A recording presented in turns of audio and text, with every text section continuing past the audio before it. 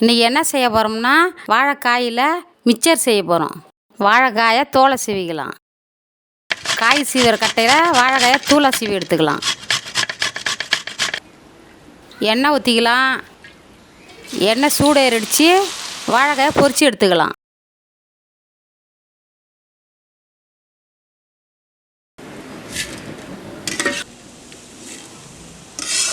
வேர்களை எண்ணெயில் பொரித்து எடுத்துக்கலாம்.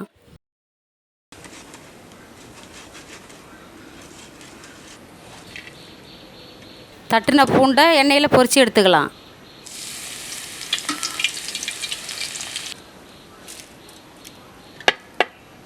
கருவேப்பிலையை எண்ணெயில் பொரித்து எடுத்துக்கலாம்.